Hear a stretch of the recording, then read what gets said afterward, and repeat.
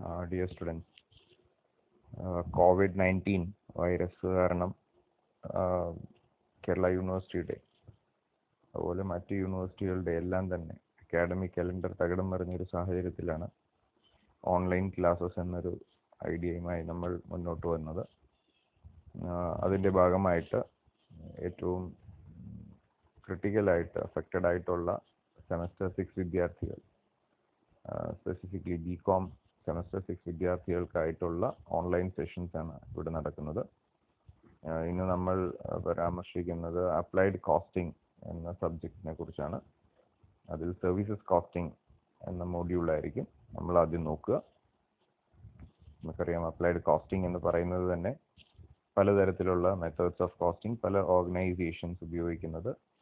ഏതൊക്കെ ഓർഗനൈസേഷൻസിന് ഏതൊക്കെ മെത്തേഡ്സ് ആണ് സ്യൂട്ടബിൾ എന്ന് മനസ്സിലാക്കുന്നതിൻ്റെ ഭാഗമായിട്ടാണ്. സർവീസസ് കോസ്റ്റിംഗ് നമുക്കറിയാം, വാക്കിൽ നിന്ന് തന്നെ അറിയാം. These are costing techniques use for service organisations. നമ്മളിതിനു മുമ്പ് പഠിച്ചതൊക്കെ are organisations which are giving goods, സാധനങ്ങൾ ഉൽപ്പാദിപ്പിച്ച് നൽകുന്ന ഓർഗനൈസേഷൻസിൻ്റെ കോസ്റ്റിംഗ് ആണ് നമ്മൾ ഇതുവരെ നോക്കിയത്. Now we are going to look into costing of organizations which render services. സേവനങ്ങൾ നൽകുന്ന സ്ഥാപനങ്ങൾ അഡോപ്റ്റ് ചെയ്യുന്ന മെത്തേഡ് ഓഫ് കോസ്റ്റിംഗ്. സോ അതിൻ്റെ ഭാഗമായിട്ട് we have to understand certain terminologies. ഏതൊരു മെത്തേഡ് പഠിക്കുമ്പോഴും അതിനോടനുബന്ധിച്ചുള്ള കുറേ ടെർമിനോളജീസ് നമുക്ക് പഠിക്കാനുണ്ട്. സർവീസസിൽ ഏറ്റവും പ്രസക്തമായിട്ടുള്ള ഒരു ടെർമിനോളജിയാണ് കോസ്റ്റ് യൂണിറ്റ്. സർവീസസിൽ മാത്രമല്ല എല്ലാ കോസ്റ്റിങ്ങിനും ഉപയോഗിക്കാവുന്നതാണ്. കോസ്റ്റ് യൂണിറ്റ് നമ്മൾ സെമസ്റ്റർ 5 കോസ്റ്റ് അക്കൗണ്ടിങ് പഠിച്ചപ്പോൾ നമ്മൾ പറഞ്ഞതാണ്. കോസ്റ്റ് യൂണിറ്റ് എന്താണ്? ഇത് unit of product or service. ഒരു പ്രോഡക്റ്റിൻ്റെയോ സർവീസിൻ്റെയോ ഒരു യൂണിറ്റ് ആണ്. ഓർ ടൈം, സമയവും ആകാം. In relation to which cost may be ascertained or express. Cost കണ്ടെത്താനോ എക്സ്പ്രസ് ചെയ്യാനോ എങ്ങനെ അവതരിപ്പിക്കാനോ നമ്മൾ ഉപയോഗിക്കുന്ന യൂണിറ്റിനെയാണ് unit of product or service or time, ഇതിൽ വേണമെങ്കിലും. അതിനെയാണ് നമ്മൾ എന്തെന്ന് പറയുന്നത്? കോസ്റ്റ് യൂണിറ്റ് എന്ന് പറയുന്നത്. അതിൻ്റെയും നമ്മളൊരു ക്ലാസിഫിക്കേഷനും പഠിച്ചിട്ടുണ്ടായിരുന്നു. That is simple cost unit and composite cost unit. Simple cost unit എന്ന് പറഞ്ഞാൽ നമുക്കൊക്കെ പരിചിതമായിട്ടുള്ള cost unit simple cost unit ആണ്. നമ്മളൊരു കടയിൽ പോയി അരി വാങ്ങിയാൽ 1 കിലോ അരിക്കായിരിക്കും വില പറയുക, അല്ലെങ്കിൽ ഒരു ചാക്ക് അരിക്കായിരിക്കും വില പറയുക. സോ അവിടുത്തെ യൂണിറ്റ് എന്ന് പറയുന്നത് കിലോഗ്രാം അല്ലേ. അല്ലെങ്കിൽ 25 കിലോയുടെ ഒരു സഞ്ചിയാണെങ്കിൽ, അല്ലെങ്കിൽ ഒരു ചാക്കാണെങ്കിൽ ഒരു ചാക്ക് അരിക്കുള്ള വില. So the cost unit there is kilogram. നമ്മൾ എണ്ണ വാങ്ങുകയാണ്, അങ്ങനെയാണെങ്കിൽ നമുക്ക് ചിലപ്പോൾ ലിറ്റേഴ്സിലായിരിക്കും. So the cost unit there is liter. So cost unit could be simple or composite. Simple cost unit എന്നുള്ള എക്സാമ്പിൾ ആണ് kilograms, liters, ton ആവാം. These are examples of simple cost unit. Composite cost unit എന്ന് പറയുമ്പോൾ it is not one base. നേരത്തെ നമ്മൾ പറഞ്ഞ simple cost യൂണിറ്റിലെല്ലാം base, അടിസ്ഥാനം എന്ന് പറയുന്നത് ഒരു ഫാക്ടറേ ഉള്ളൂ, കിലോഗ്രാം അല്ലെ ലിറ്റർ. കോമ്പോസിറ്റ് ആകുമ്പോഴത്തേക്കും കോസ്റ്റ് എക്സ്പ്രസ് ചെയ്യാനും കാൽക്കുലേറ്റ് ചെയ്യാനും നമ്മൾ ഉപയോഗിക്കുന്ന യൂണിറ്റ് എന്ന് പറയുന്നത് ഒരെണ്ണത്തിൻ്റെ ഒരു ഐറ്റം മാത്രം ബേസ് ആയിക്കൊണ്ടായിരിക്കില്ല. It will be more than one. Let's take an example of നമ്മളിപ്പോൾ പറഞ്ഞ സർവീസസിലെ ട്രാൻസ്പോർട്ട്. KSRTC പോലെയുള്ള ഒരു സ്ഥാപനം ടിക്കറ്റ് റേറ്റ് ഫിക്സ് ചെയ്യുമ്പോൾ ഡിസ്റ്റൻസ് മാത്രം കണക്കൂട്ടിക്കൊണ്ടല്ല, എത്ര പാസഞ്ചേഴ്സ് എന്നുള്ളത് കണക്കൂട്ടിക്കൊണ്ടായിരിക്കും. So there is more than one base. അപ്പം നമ്മളൊരു കൊറിയർ അയക്കുന്നു. കൊറിയർ അയക്കാൻ നേരത്തെ പ്രൈസ് ഓഫ് ദാറ്റ് കൊറിയർ, നമ്മൾ അയക്കുന്ന കൊറിയറിന് ചാർജ് ചെയ്യുന്ന എമൗണ്ട് എന്ന് പറയുന്നത് വെയിറ്റ് ഓഫ് ദ മെറ്റീരിയൽ ഉണ്ടാവും, ഡിസ്റ്റൻസ് ടു ബി കവേർഡ് ഉണ്ടാവും. ഇത് രണ്ടും കൂടെ ചേർന്നായിരിക്കും. So there is more than one base. അടിസ്ഥാനം എന്ന് പറയുന്നത് ഒന്നിലധികമുണ്ട്. അങ്ങനെയുള്ള കോസ്റ്റ് യൂണിറ്റ്സിനെയാണ് നമ്മൾ എന്തെന്ന് പറയുന്നത്? കോമ്പോസിറ്റ് കോസ്റ്റ് യൂണിറ്റ്സ് എന്ന് പറയുന്നത്. സോ അതിന് എക്സാമ്പിളാണ് പാസഞ്ചർ കിലോമീറ്റർ. അതായത് പാസഞ്ചർ ട്രാൻസ്പോർട്ട് ആണെങ്കിൽ cost unit there is passenger kilometre. അപ്പോൾ ചില പാസഞ്ചർ മൈൽസ് ആയിരിക്കും. വിദേശ രാജ്യങ്ങളിലൊക്കെ നമ്മൾ കിലോമീറ്റർ എന്നുള്ളതിനേക്കാളും കൂടുതൽ അവർ ഉപയോഗിക്കുക മൈലായിരിക്കും. സോ പാസഞ്ചർ മൈലാവാം. Then ton kilometres. Ton kilometres എന്ന് പറയുമ്പോൾ വെയിറ്റ് ആയി. So it is not about passenger, it is about goods. Goods transport ചെയ്യുന്നു. അപ്പോൾ അതിന് കിലോമീറ്റർ ഒരു ഘടകമാണ്, ഡിസ്റ്റൻസ് ഒരു ഘടകമാണ്, വെയിറ്റും ഒരു ഘടകമാണ്. അതുകൊണ്ടാണ് നമ്മൾ ടൺ കിലോമീറ്റേഴ്സ് അല്ലെങ്കിൽ കിലോഗ്രാം കിലോമീറ്റേഴ്സ് പറയുന്നത്. If you go to a movie theatre, movie തിയേറ്ററിൽ പോയി കഴിഞ്ഞാൽ അവിടെ എങ്ങനെയാണ്, ഒരാൾക്ക് ഒരു സീറ്റ് അല്ലേ, പെർ പേഴ്സൺ പെർ സീറ്റ്. അപ്പോൾ അവിടെ രണ്ട് കാര്യങ്ങൾ വന്നു. വ്യക്തി എന്ന് പറയുന്ന അല്ലെ പേഴ്സൺ എന്ന് പറയുന്ന ആളും വന്നു, രണ്ട് ഫാക്ടേഴ്സ്. രണ്ടാമത്തത് ഒരു സീറ്റിന് അല്ലെ, ഒരു സീറ്റിൽ നമുക്ക് ഒരാളെ ഇരിക്കാൻ അനുവദിക്കുള്ളൂ. So per passenger per kilometre എന്ന് പറയുന്നത് പോലെ per person per seat. So these are all examples of composite cost unit. അപ്പോൾ നമ്മൾ ആദ്യം കോസ്റ്റ് യൂണിറ്റ് ഏതാണെന്ന് ഐഡന്റിഫൈ ചെയ്യണം. അതാണ് ഒരു ഘടകം. രണ്ടാമത് we need to prepare the cost sheet. അപ്പോൾ അതിന് ഞാൻ നേരത്തെ പറഞ്ഞു, we prepare an operating cost sheet. നമ്മൾ എന്താ പ്രിപ്പയർ ചെയ്യുന്നത്? ഒരു ഓപ്പറേറ്റിംഗ് കോസ്റ്റ് ഷീറ്റ് ആണ് പ്രിപ്പയർ ചെയ്യുന്നത്. I will give you a format.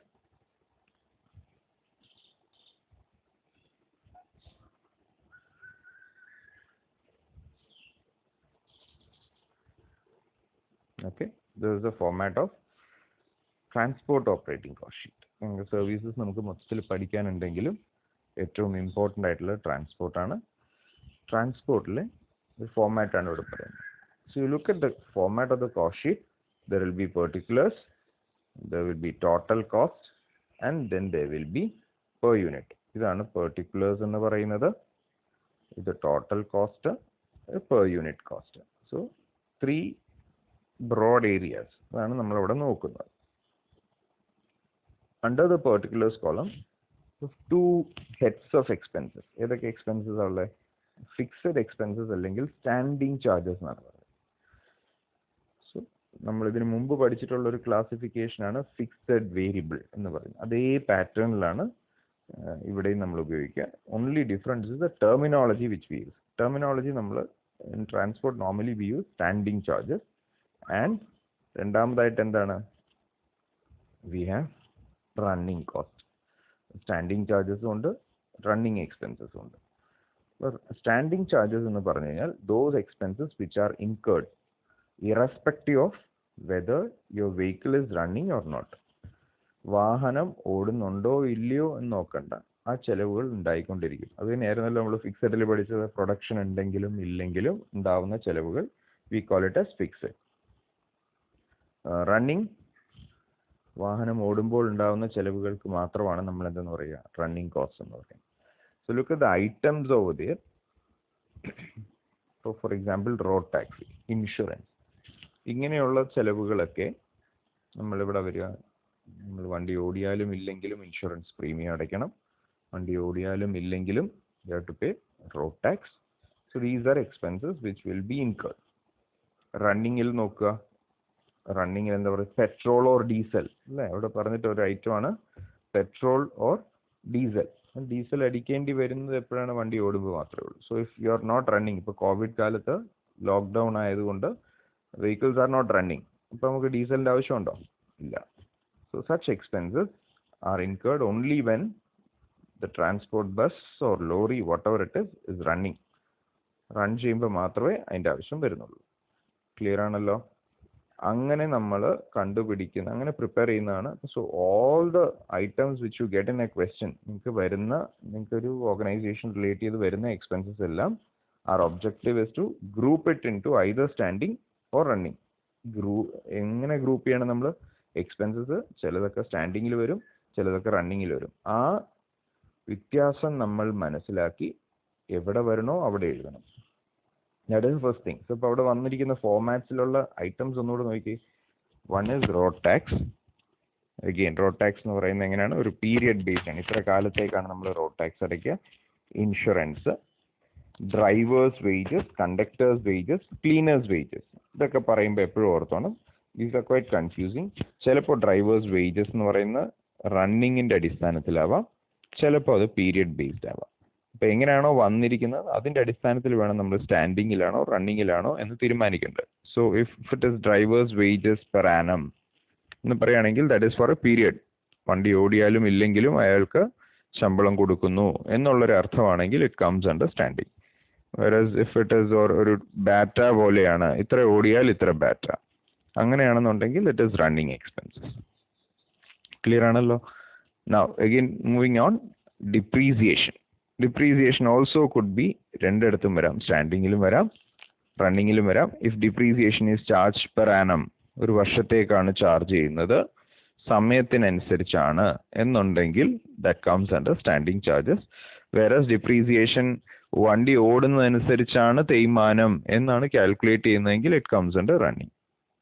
Okay, so depreciation. Interest on capital, നമ്മൾ വാഹനം വാങ്ങിയതിന്റെ ലോണ്, ആ ലോണിന് കൊടുക്കേണ്ടി വരുന്ന പലിശ, ഇൻട്രസ്റ്റ് ഓൺ ക്യാപിറ്റൽ, അതൊക്കെ എന്തായിരിക്കും? അതൊക്കെ സ്റ്റാൻഡിങ്ങിലായിരിക്കും, കാരണം ഒരു പീരിയഡിലേക്കാണ് നമ്മൾ ഇൻട്രസ്റ്റ് കൊടുക്കുക. Garage rent, office and administrative overheads. Garage rent എന്ന് പറയുമ്പോൾ നമ്മുടെ വണ്ടി ഇടുന്ന സ്ഥലത്തിന്റെ വാടക, അല്ലെങ്കിൽ നമ്മുടെ വർക്ക്ഷോപ്പ് ഉണ്ടെങ്കിൽ അതിന്റെ വാടക, ഇങ്ങനെയുള്ളതെല്ലാം നമുക്ക് മന്ത്ലി ബേസിസ് ആയിരിക്കും. So those are standing charges. Variable അല്ലെങ്കിൽ റണ്ണിങ് എക്സ്പെൻസസിനകത്ത് എന്തൊക്കെ വന്നിരിക്കും? നേരത്തെ ഞാൻ പറഞ്ഞു, depreciation if it is charge on the base of operation, എത്ര കിലോമീറ്റർ ഓടുന്നതിന്റെ അടിസ്ഥാനത്തിലാണെങ്കിൽ അത്. Petrol or diesel, lubricating oil, repairs and maintenance, tyre and tubes. ഇതെല്ലാം വണ്ടി ഓടുന്നതിനനുസരിച്ചാണ് ഇതിന്റെ ചെലവുകൾ കൂടുക. അതുകൊണ്ട് തന്നെ അതെല്ലാം റണ്ണിങ് കോസ്റ്റിലായിരിക്കും വരിക. ഫോർമാറ്റ് ക്ലിയർ ആണല്ലോ? ഇനി നമ്മൾ പ്രത്യേകം ശ്രദ്ധിക്കേണ്ട ഒരു കാര്യം, if it is standing charges, നമ്മളിവിടെ ഒരു ടോട്ടൽ കോളവും ഉണ്ട്, ഇവിടെ ഒരു പെർ കിലോമീറ്റർ കോളവും ഉണ്ട്. Normally when we write standing charges we write only the total first. Total എല്ലാം എഴുതി വരും. എന്നിട്ട് ഇവിടെ ഒരു ടോട്ടൽ നമ്മൾ എടുക്കുമല്ലോ, that is total of all the standing charges. അതിനെ നമ്പർ ഓഫ് കിലോമീറ്റേഴ്സ് കൊണ്ട് ഡിവൈഡ് ചെയ്യാണ് ചെയ്യുക. എന്നോട് പറയാം, സ്റ്റാൻഡിങ് ചാർജസിൽ ഇവിടെ റോഡ് ടാക്സ് ഉണ്ട്, ഇൻഷുറൻസ് ഉണ്ട്, ഡ്രൈവേഴ്സ് വേജസ് ഉണ്ട്. ഇതിന്റെ എല്ലാം ഇപ്പം നമ്മളൊരു മാസത്തെയാണ് കോസ്റ്റ് ഷീറ്റ് പ്രിപ്പയർ ചെയ്യുന്നതെങ്കിൽ ഒരു മാസത്തെ ആയിരിക്കും ഡേറ്റ നമ്മൾ ഇവിടെ എഴുതുക. ആ ഓരോ മാസത്തെയും എമൗണ്ട്സ് ക്യുമുലേറ്റ് ചെയ്ത് what you get is this number. ഇവിടെ ബോൾഡ് ആയിട്ടുള്ള ആ നമ്പറാണ്. അതിനെ എത്ര കിലോമീറ്റർ വണ്ടി ഓടിയിട്ടുണ്ടോ അതുകൊണ്ട് ഹരിക്കുമ്പോൾ കിട്ടുന്നതാണ് ഈ പറയുന്ന പാസഞ്ചർ കിലോമീറ്റർ, പെർ കിലോമീറ്റർ എന്ന് പറയുന്ന value. So first you need to calculate this total. ഇപ്പോൾ ഒരു മാസത്തെ ആണെങ്കിൽ എല്ലാ എക്സ്പെൻസസും, road tax should be for 1 month, insurance should be for 1 month, drivers wages should be for 1 month, എല്ലാം 1 monthലായിരിക്കണം. On the other hand, if you are calculating it for 1 year, ഒരു വർഷത്തേക്കാണെങ്കിൽ road tax per year ആയിരിക്കണം, insurance per year ആയിരിക്കണം, drivers wages per year ആയിരിക്കണം, conductors wages per year ആയിരിക്കണം. മനസ്സിലാവുന്നുണ്ടോ? Period should be common for all the expenses. ഇതിനെല്ലാത്തിനും, സ്റ്റാൻഡിങ്ങിലെ എല്ലാ എക്സ്പെൻസസിനും പീരിയഡ് എന്ന് പറയുന്നത് എല്ലാം ഒരേ പീരിയഡിലായിരിക്കണം. ഒന്നിന് മന്തും ഒന്നിന് ആനുവലും ആകാൻ പാടില്ല. സോ ഇൻ ദാറ്റ് വേ ഇവിടെ ഇപ്പം എല്ലാം മന്ത്ലി ആണെന്നിരിക്കട്ടെ. So you get what is the total monthly standing charges. അതിനെ എത്ര കിലോമീറ്റർ ആണോ നമ്മൾ വണ്ടി ഓടിയിരിക്കുന്നത് അതുകൊണ്ട് ഹരിക്കുമ്പോൾ കിട്ടുന്നതാണ് എന്തെന്ന് പറയുന്നത്, ഈ പാസഞ്ചർ. സോ ഇവിടെ പെർ കിലോമീറ്റർ എന്ന് പറയുന്നത്. ഞാൻ പറഞ്ഞു ഡിവൈഡ് ചെയ്യേണ്ട കിലോമീറ്റേഴ്സ് കൊണ്ടാണ് എന്ന് പറഞ്ഞു കഴിഞ്ഞാൽ that is your cost unit. സർവീസസിൽ നമ്മൾ പറഞ്ഞു we use a composite cost unit. അപ്പം നമ്മൾ എന്തുകൊണ്ടാണ് ഡിവൈഡ് ചെയ്യേണ്ടത്? വെറുതെ കിലോമീറ്റർ കൊണ്ടല്ല ഡിവൈഡ് ചെയ്യേണ്ടത്, പാസഞ്ചർ കിലോമീറ്റർ കൊണ്ട് വേണം ഡിവൈഡ് ചെയ്യാൻ. So we will discuss how to calculate passenger kilometre in another video. വേറൊരു വീഡിയോയിൽ ഞാനത് പരാമർശിക്കും. ഇനി രണ്ടാമത്തെ കാറ്റഗറി എന്ന് പറയുന്നത് എന്താണ്? വേരിയബിൾ അല്ലെങ്കിൽ റണ്ണിങ് കോസ്റ്റ് ആണ്. അതെല്ലാം നമ്മൾ ഇവിടെ എഴുതുന്ന ഓരോന്നും പെർ മന്ത് ആണെങ്കിൽ അതിനോടൊപ്പം തന്നെ പെർ കിലോമീറ്ററും കൂട്ടി തന്നെ പോകണം. ഒന്നുകൂടെ പറയാം, ഇവിടെ പറഞ്ഞതാണെങ്കിൽ ടോട്ടലിനെ ഒരു പ്രാവശ്യം മൊത്തം കൊണ്ട് ഡിവൈഡ് ചെയ്താൽ മതി. ഈ പറയുന്ന വാല്യൂസ് ഒന്നും വേണ്ട. അതേസമയം റണ്ണിങ് ആണെങ്കിൽ ഇഫ് യു ടേക്ക് ഡിപ്രീസിയേഷൻ അതിൻ്റെ ടോട്ടൽ എഴുതണം, അതിൻ്റെ പെർ യൂണിറ്റും അവിടെ കാൽക്കുലേറ്റ് ചെയ്യണം. ലൂബ്രിക്കേറ്റിംഗ് ഓയിൽ ആണെങ്കിൽ അതിൻ്റെ ടോട്ടൽ എഴുതണം, അതിൻ്റെ പെർ യൂണിറ്റും അപ്പോൾ തന്നെ കാൽക്കുലേറ്റ് ചെയ്യും. ഓരോന്നിനും പെർ യൂണിറ്റ് കാൽക്കുലേറ്റ് ചെയ്യാൻ നമുക്ക് we have to do it, നമ്മൾ ചെയ്തേ പറ്റും. അങ്ങനെ ചെയ്ത് അതിൻ്റെ 2 കാറ്റഗറിയുടെയും ഇവിടുത്തെ കാറ്റഗറിയുടെയും കൂടെ ടോട്ടൽ ആയിരിക്കും ഫൈനൽ ഓപ്പറേറ്റിംഗ് കോസ്റ്റ് ഷീറ്റ് എന്ന് പറയും, ഓപ്പറേറ്റിംഗ് കോസ്റ്റ് എന്ന് പറയും. ഓക്കെ, നൗ ഇനി ഞാൻ പറയുന്നത് ഹൗ ടു ഫൈൻഡ് ഔട്ട്